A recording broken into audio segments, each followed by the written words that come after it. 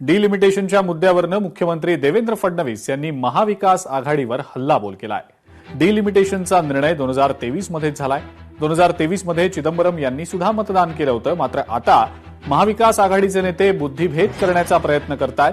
विरोधकांनी कोणती नशा केली होती माहिती नाही असा खोचक टोला मुख्यमंत्र्यांनी लगावला आहे। तर या टीकेला काँग्रेस प्रदेशाध्यक्ष हर्षवर्धन सपकाळ यांनी प्रत्युत्तर दिलंय।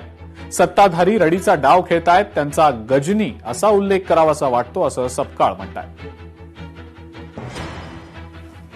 डिलिमिटेशनचा निर्णय हा 2023 सालीच झालाय आणि त्याला काँग्रेसनी मतदान करून मान्यता दिली आहे।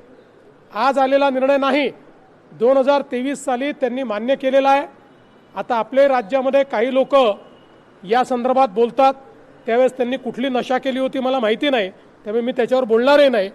पण या सगळ्यांनी डिलिमिटेशनला मतदान केलेलं आहे, यांच्यामुळे संविधानामध्ये डिलिमिटेशन आलेलं आहे आणि महाविकास आघाडीतल्या काही घटक पक्षांना 2029ला महिला आरक्षण द्यायचं नाही, त्यांना 2034 पर्यंत ते रेटून न्यायचं आहे। किंबहुना त्यांना असं वाटतं की आपलं सरकार नंतर जर चुकून आलं तर आपल्याला हे रद्दही करता येईल, त्यांच्या मनात ते रद्द करणंच आहे आणि म्हणून हे लोक अशा पद्धतीनं बुद्धिभेद करतायत। काँग्रेस नेते राहुल गांधींच्या छात्रों की गूंज कार्यक्रमासंदर्भात मुख्यमंत्र्यांनी केलेल्या टीकेवर आता काँग्रेस नेते विजय वडेट्टीवार यांनी उत्तर दिलंय। महिलांना अधिकार देण्याचा सर्वात क्रांतिकारी प्रयत्न म्हणजे महिला आरक्षण विधेयक आणि त्यालाच राहुल गांधी विरोध करतायत। त्यामुळे महिलांना अधिकार देण्याबाबत राहुल गांधींची भूमिका दुटप्पी आहे, त्यांचे खाण्याचे दात आणि दाखवण्याचे दात वेगळे आहेत अशी टीका मुख्यमंत्र्यांनी केलेली होती। राहुल गांधींची वाढती लोकप्रियता आणि देशाला होत असलेला राजकीय बदल यामुळे मुख्यमंत्र्यांनी टीका केली असावी असं वडेट्टीवार म्हणतात। 33% महिला खासदार पोचल्या पाहिजे हा प्रयत्न मोदीजी करतायत आणि त्याला राहुल गांधी विरोध करतायत। पुण्यात येऊन महिलांबद्दल बोलायचं आणि खरी महिलांना जी अधिकारिता मिळणार आहे, जो अधिकार मिळणार आहे, त्या विमेन्स रिझर्वेशन बिलाला विरोध करायचा, तो हाणून पाडायचं, ही राहुल गांधींची दुटप्पी भूमिका आहे। राहुल राहुल राहुल जो जवान पोरांचा आवाज होता ना, त्यामुळे त्यांना असं वाटलं असावं ते, आणि रेशीमागचा कार्यक्रम दोनातला कार्यक्रमाचा अंतर त्यांना कळलं असावं, त्यामुळं पण मुख्यमंत्र्यांनी राहुलजीवर ही टीका केली असावी। राहुलजींची लोकप्रियता, राहुलजींचा तरुणांच्या राहुलजींकडे असलेला ओढा आणि या देशात होत असलेला एकूण राजकीय बदल यामुळे अशा प्रकारचे राहुलजीवर आरोप करणारे यापूर्वी होते, पुढेही येतील। पप्पू म्हणणारे होते आणि तो पाहिला ना तुम्ही देशाचा पंतप्रधान पप्पूपेक्षा कसा टप्पू आहे हे भारतातील देश पाहत आहे।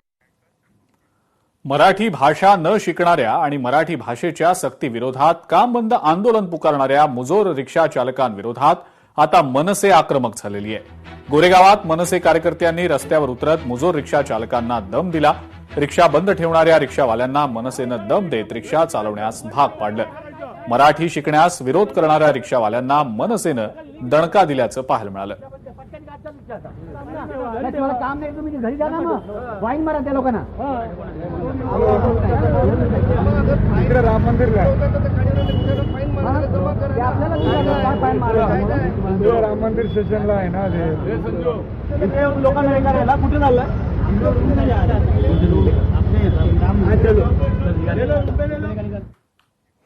एकीकडे मनसेनं मुजोर अमराठी रिक्षा टॅक्सी चालकांविरोधात जरी कठोर भूमिका घेतलेली असली तरी मुख्यमंत्री देवेंद्र फडणवीस यांनी मात्र सौम्य आणि समजुतीची भूमिका घेतल्याचं पाहायला मिळतंय।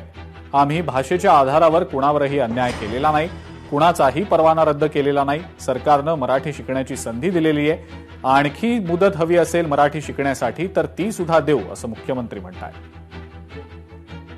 कोणाचाही लायसन्स रद्द केलेला नाही, संधीच दिलेली आहे।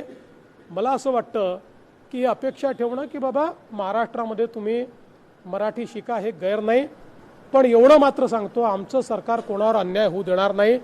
आणि जर त्यांना असं वाटत असेल की आम्हाला अजून संधी पाहिजे, आम्हाला अजून वेळ पाहिजे, तर त्यांना वेळही वाढवून द्यायला सरकार तयार आहे।